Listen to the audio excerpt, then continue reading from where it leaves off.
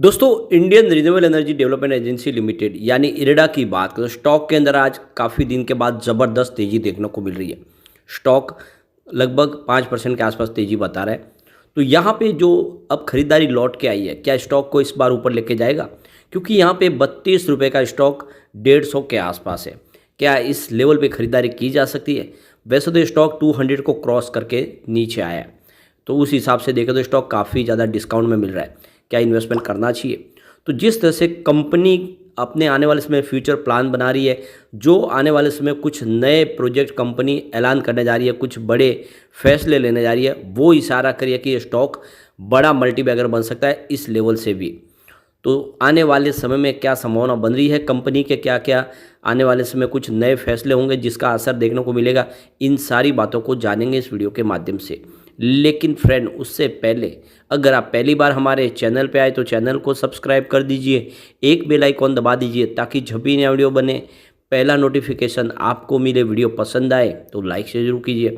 चलो friends, video start करते हैं। मैं हूँ आपका दोस्त एस.बी. दवे और हमारे अपने चैनल ऑनलाइन कमाई में आपका बहुत बहुत स्वागत है। तो सबसे पहले कारोबार की बात कर ले तो इस समय लगभग 2:30 बजे के आसपास का टाइम है। स्टॉक की शुरुआत हुई 142 पर, पॉजिटिव शुरुआत हुई। कल की क्लोजिंग 141 के आसपास थी। इंट्राडे में 148 का हाई बना, ज़बरदस्त दौड़ लगाई, लेकिन जो लो है वो 140 का है। तो आज हमने गिरावट भी देखी है कुछ, लेकिन निचले लेवल से 140 के आसपास से जिस तरह से खरीदारी लौट के आई, एक ज़बरदस्त तेजी बताई और स्टॉक इस समय ऊपर के लेवल पर ही है। 148 के आसपास ट्रेड करा, जहाँ पे 4.51% की शानदार तेजी बनी हुई है। आज वॉल्यूम भी ठीक है। पिछले एक महीने पहले इसका 4 करोड़ का वॉल्यूम था, 2 करोड़ की डिलीवरी उठाई गई। 1 वीक पहले 3 करोड़ का वॉल्यूम था, 2 करोड़ का डिलीवरी बेस काम हुआ। और यहाँ पे देख सकते हो कि कल 3 करोड़ का वॉल्यूम था, 1 करोड़ की डिलीवरी उठाई गई थी और आज लगभग 1:30 बजे के आसपास 2 करोड़ का वॉल्यूम हो चुका है। लगभग जो रोज़ जैसा ही वॉल्यूम है। अब इंट्राडे का लो 140 का, लेकिन हाई 148.80 का है। काफ़ी अच्छी दौड़ लगाई है। 52 वीक का लो रेंज 32 का, यानी जो आईपीओ प्राइस है 32 में आईपीओ दिया था सरकार ने।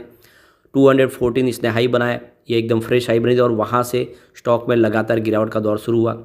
ऑल टाइम लो रेंज अगर इसकी देखें तो 50 की है। अब ये 50 यानी जब आईपीओ लिस्ट हुआ था 50 के आसपास और उसके बाद में दौड़ना शुरू किया, तो 50 रुपये के हिसाब से जो शेयर जिसने खरीदे होंगे लिस्टिंग के बाद भी, उसका भी जो रिटर्न है वो 4 गुना मिला उसको काफ़ी कम समय में, और इसीलिए ये स्टॉक प्रॉफिट बुकिंग की चपेट में आए, लेकिन फिर अब दौड़ने को तैयार है। अब इसकी परफॉर्मेंस देखें तो 1 मार्च को स्टॉक 157 के आसपास है, जहाँ पे 5% का अपर सर्किट लगा। 2 मार्च की बात करें तो क्लोजिंग 160 के आसपास थी, जहाँ पे 2.3% की तेज़ी बनी, लेकिन 4 मार्च को स्टॉक में गिरावट शुरू हुई 152 के आसपास, जहाँ पे 5% का लोअर सर्किट लगा। 5 मार्च की बात करें तो क्लोजिंग 146 के आसपास रही, जहाँ पे 4% की फिर गिरावट हुई।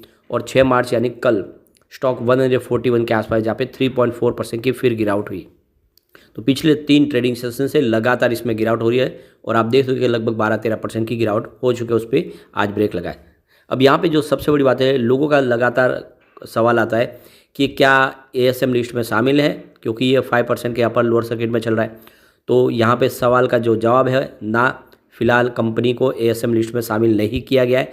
किसी प्रकार का कोई भी एडिशनल सर्विलेंस मेजर्स पे कंपनी नहीं है और ये फ्री है, लेकिन काफ़ी बड़ी अप डाउन देखने को मिल रही है, इस वजह से इसको 5% की सर्किट लिमिट में बांधा गया है। तो ये आपको ध्यान रखना चाहिए कि फिलहाल स्टॉक एएसएम लिस्ट में नहीं है।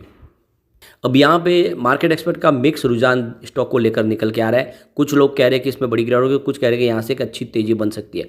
52 वीक का हाई से 30% स्टॉक गिर चुका है। तो आप देख सकते हो कि अब यहाँ पे इसकी जो प्राइस को देखकर मार्केट एक्सपर्ट है राजेश भोसले, उनका कहना है कि स्टॉक में मंदी की गति बनी हुई है और अगला जो एक सपोर्ट है वो 130 के आसपास की संभावना बन रही है। अगर ये 130 को तोड़ेगा तो बड़ी गिरावट हो सकती है। दूसरी तरफ पेरिस स्थित हेज फंड है हेडोनोवा के सीईओ सुमन बैनर्जी ने कहा है कि स्टॉक का चार्ट एक मंदी की तरफ इशारा कर रहा है और 155 के महत्वपूर्ण सपोर्ट से नीचे गिरा है स्टॉक, और यह एक तरह से निगेटिव सिग्नल दिखा रहा है और ऐसे में लग रहा है कि स्टॉक में और गिरावट हो सकती है। अगला सपोर्ट 139 के आसपास है। ये सपोर्ट टूटा तो स्टॉक में और ज़बरदस्त गिरावट आ सकती है।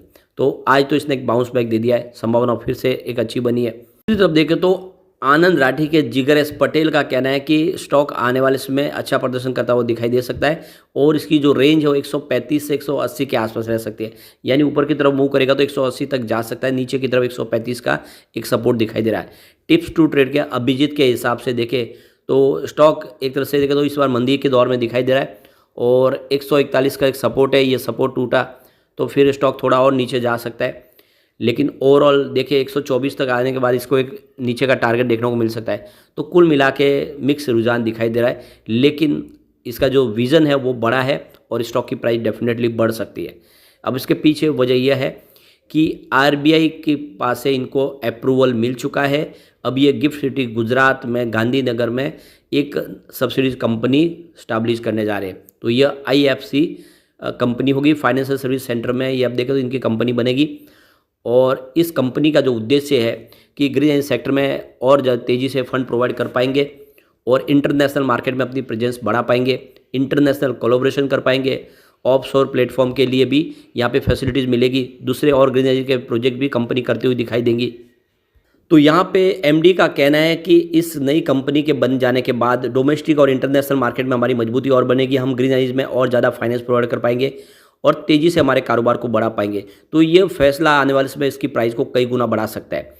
इसके अलावा कंपनी और एक बड़ा डिसीजन ले चुकी है। कंपनी आने वाले समय में रूफटॉप सोलर, पीएम कुसुम स्कीम और इलेक्ट्रिक व्हीकल के लिए एक अलग से सब्सिडीज कंपनी बनाने की प्लानिंग शुरू कर चुकी है। ये रिटेल सेगमेंट में कंपनी अपने कारोबार को आगे बढ़ाएगी और इसकी भी फिलहाल परमिशन मांगी गई है सरकार से, सरकार इसकी मंजूरी दे देती है तो ये एक नई कंपनी शुरू की जाएगी।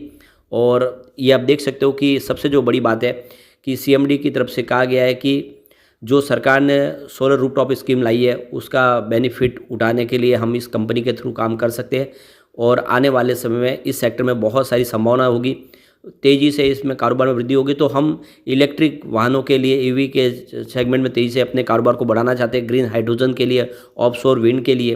तो ये आने वाले समय जो नए सेक्टर है इसमें भी हम तेज़ी से आगे बढ़ना चाहते हैं और एक अच्छे से हम एक कंपनी को इस्टेब्लिश करने के लिए हम एक अलग से सब्सिडीज कंपनी बनाना चाहते हैं और सरकार की मंजूरी के बाद एक कंपनी बनेगी। तो आप देख सकते हो कि एक के बाद एक बहुत सारे फैसले लिए जा रहे हैं जो इशारा करे कि ये कंपनी बहुत ऊपर जा सकती है।